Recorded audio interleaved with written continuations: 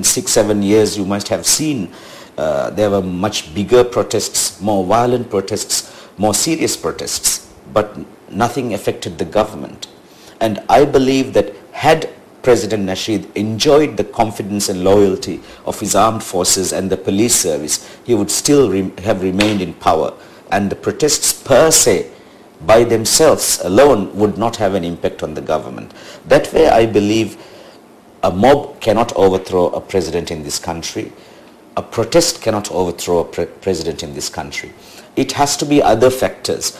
Day before yesterday was a combination of several factors. I think the key immediate factor is constantly subjecting the military and the police to the brink of tolerance. They just got tired, they got exhausted, and they were faced with a ruler who was asking them to comply with unlawful or unconstitutional orders, and they knew that. And there was a time, there was a limit they could go, and on Tuesday by 1 p.m. that limit had come. Going back to yesterday's events, we saw MDP activists burn down courthouses, police offices in islands, and even many private and public property was damaged in the capital itself. As a legal professional, what actions do you think would be or could be taken against them? Oh, naturally, vandalism is a criminal offense in this country, and terrorism is an offense in this country. They can be prosecuted for the acts that they have committed. Whether the government or the prosecutor general would want to go for selective prosecution of serious offenders alone, or only selective instances, that's all up to an independent institution called the prosecutor general himself, And as far as the government or the Home Ministry or the Maldives police concerned, for them, these people, by burning down courthouses, by burning down court documents, by harming property, they have, or by threatening people, they have committed a serious criminal offense. And all of that has to be investigated and submitted for prosecution. It's all up to the prosecutor to decide which statutes to cite, which sections to pick, or which crimes to prosecute for. As the Vice President of the Nasheed administration, we saw Dr. Wahid as a silent man but with strong opinions. But Nasheed has already slammed him in international media, calling him someone who has always had designs on the crown. In your opinion, can Dr. Wahid lead the country into a more peaceful time? Can he handle the situation? Two things again. A vice president is always there to take up the crown.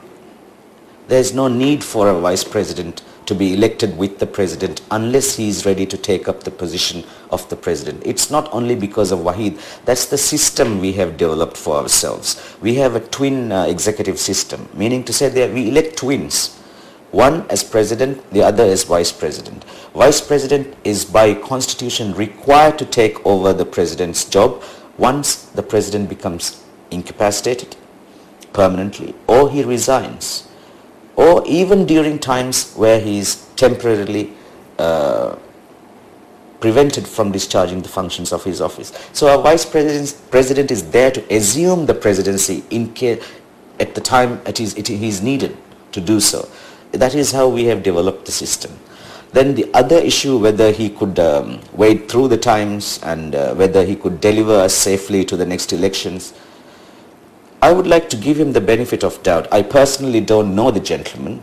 I have only had very few conversations with him. I have only admired him on television.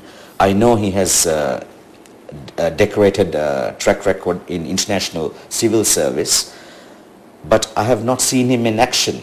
So like any other Maldivian, I would like to wait and see, and even go to the extent of offering any support I can in helping him run his administration in the areas that I'm familiar with, law and constitution perhaps, But I would like to wait and see, and I would like to give him the benefit of doubt, and I would like to give him the space for his administration to succeed. And I would want to support him in Parliament so long as rule of law is upheld and the constitution prevails.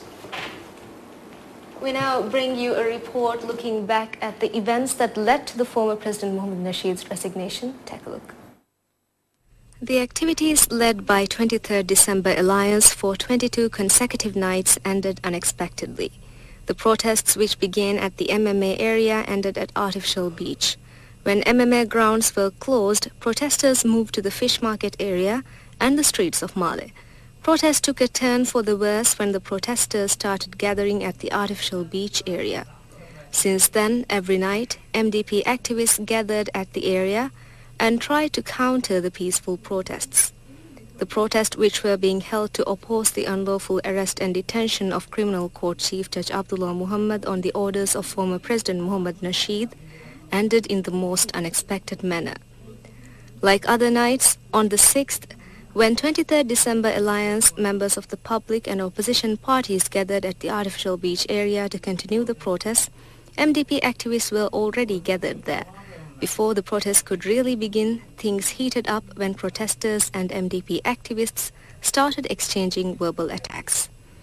Before things could take a violent turn, police arrived at the scene and started to separate the crowds to stop violence from erupting. However, police were soon ordered to move from the area on the orders of their leading commander. Police moved from the area upon the arrival of the defense force. As soon as police left the area, clashes erupted between protesters and MDP activists. While they were throwing stones and other objects at each other, the defense forces stood idly by. Police who left the area suddenly arrived at the scene and started to control the violence. When police officers left the area, their discontent was clearly evident from their faces. The police force marched to the Republic Square, and the events that took place after that would not have been predicted by anyone. They started protesting the unlawful orders that were being issued to them by the government. Soon, officials of the defense force were deployed to counter the police and to try and convince them to reconsider their actions. However, the number of protesting police officers kept increasing. Then, recently resigned President Mohammad Nasheed even attended the protest and asked the police to drop their arms and to give in to the MNDF, promising them no harm if they did that. When he attended the protest, neither the police commissioner Ahmed Fasih nor Home Minister Hassan Afif had addressed the situation. Police, however, did not allow Nasheed to address them and called on the authorities to free the uniformed bodies. At around 8 o'clock in the morning, the first clashes erupted between police and the armed forces. The MNDF first used a large amount of tear gas and started filing into the Republic Square. The police who were protesting took up the challenge and confronted them. MNDF officials then fired rubber bullets against the police and other protesters. But police did not relent. With the help of shields that their allies at the police headquarters threw to them, they confronted the army, while civilian protesters threw stones and other objects at the MNDF officials. That resulted in the MNDF going back into the army headquarters. While these confrontations were going on, no one knew the exact location of Mohammad Nasheed. However, witnesses said that he was in the MNDF headquarters. Suddenly, celebratory cheers erupted in the Republic Square when some officials of the police defected to the opposition. More MNDF officials kept joining the police protesters, and MNDF and police officials from nearby islands also came to Male to join the protest.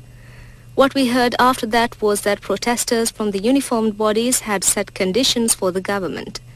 They demanded the president to resign by 1:30 and for the police commissioner Ahmed Fasih and his 2 assistants to resign as well. They said that the conditions were not negotiable. The police commissioner Ahmed Fasih was the first to give in to the conditions set by the opposing forces when he resigned. After realizing the situation and the mindset of police and defense force, former President Mohammad Nasheed also decided to resign. He announced his decision at a press conference held at President's office at 1 o'clock.